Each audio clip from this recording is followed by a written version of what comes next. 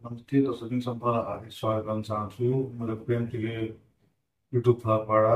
दर्शकबिन मैले अघिल्लो समयमा कान्छी टेली सिरियलको समीक्षा 256 भाग लिएर उपस्थित भएको थिएँ भने अहिले म 257 भागलाई म यहाँ प्रस्तुत गर्न गइरहेको छु। दर्शकबिन भनिन्छ नि, आमाभन्दा ठुलो यस संसारमा कोही पनि छैन, आमा पछिको मामा भन्छन्।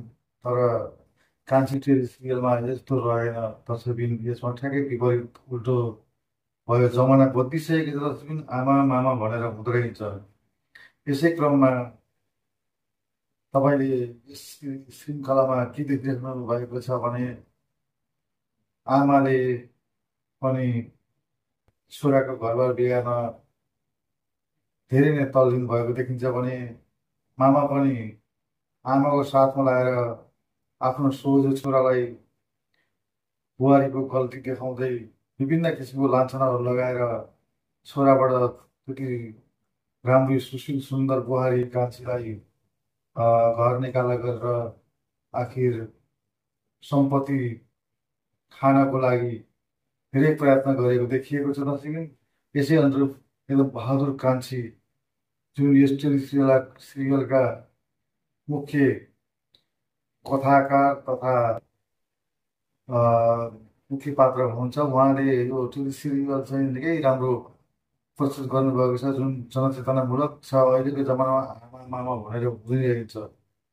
आमा पछिको मामा भनेर हामी धेरै सम्मान सत्कार गर्थ्यौँ, तर यसको ठ्याक्कै विपरीत उल्टो देखिएको छ दर्शकबिन। सम्पत्तिको लागि भएर उनीहरूले आफ्नो भान्जा भान्जीको घर व्यवहार सम्पूर्ण संसारै भरभुङ्ग पार्न पनि पछि नपरेको एउटा कथालाई यसमा उल्लेखित गरिएको छ दर्शकबिन। यस्तै गरेर कान्छीले धेरै समयपछिको सङ्घर्षपछि आफ्नो श्रीमानलाई भेटाएर, जुन मरिसकेको भनेको श्रीमानलाई भेटाएर आफ्नो माइतीमा केही दिन राखेर उनी आफ्नो घरमा जाने, अब माइती बसेर पनि भएर आफ्नै घरमा जानुपर्छ भन्ने सागरको सल्लाह अनुसार र जुन व्यक्तिहरूले उनी सागर कान्छीलाई नराम्रो व्यवहार गरेर अहिलेसम्म ठुलो सजायको भागीदार बनाएको थियो, ती व्यक्तिहरूलाई कानुनी कठाघरमा उभिएर सजाय दिने भन्ने एउटा निष्कर्ष निकालेर उनीहरू आफ्नो घरतिर लागिसकेको छ दर्शकबिन। आफ्नो एउटा छोरीलाई मामाको घरमै छोडेर वहीँ पढाउन हजुरआमालाई साथी हुन्छ भने छोडेर कान्छीले आफ्नो सानी छोरीलाई लिएर सागरले काँधमा सानी छोरीलाई काँधमा राखेर आफ्नो गन्तव्य आफ्नो घरतिर अगाडि बढिसकेपछि दर्शकबिन उता सागरकी आमा मामा र माइजूको उता कौतूहल उता के भइरहेको छ। अब भान्जा आएपछि, मेरो छोरो आएपछि मलाई कुन व्यवहार गर्ने होला भनेर पागलसम्म परिसकेको किसिम सागरकी आमा भने गाउँ गाउँमा निकै चर्चा परिचर्चा गर्न थालेकी छन् दर्शकबिन। म त जेलको सिँढीमा बसेर आइसकेपछि त मेरो होसै खुलिसकेको छ। अब मैले त्यति बेला के गरेँ, मेरो बुवाले धेरै माया गर्थ्यन् भनेर गाउँका छरछिमेकका दिदीबहिनीहरूलाई आफ्नो एउटा दोष लुकाउनलाई उनी चाहिँ तल्लीन भएर हिँडिरहेको अवस्था देखिन्छ दर्शकबिन।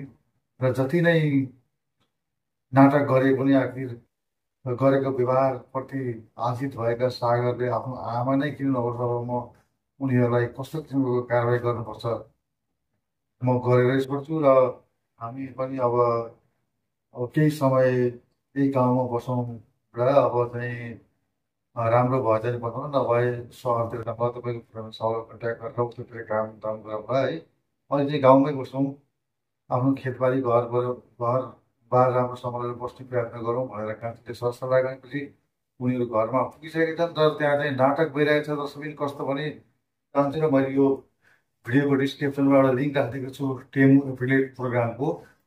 कृपया दर्शकबिन तपाईँहरूले उक्त लिङ्कमा क्लिक गरेर टेमु डाउनलोड गर्नुहोस् र त्यहाँ दिएको कोड छ, त्यो कोड हालेर तपाईँले पनि एफिलिएट प्रोग्राममा भाग लिन सक्नुहुन्छ र प्रशस्त मात्रामा टेमुका सामानहरू खरिद गर्न सक्नुहुन्छ र तपाईँले पनि पैसा कमाउन सक्नुहुन्छ। अब डिजिटल युगमा चुप लागेर नबढ्नु चाहिँ छिट्टो गरिहाल्नुहोस्, मौकाको फाइदा उठाउनुहोला भन्दै फेरि पनि अर्को भिडियो भेटौँला। हस्त चाहिँ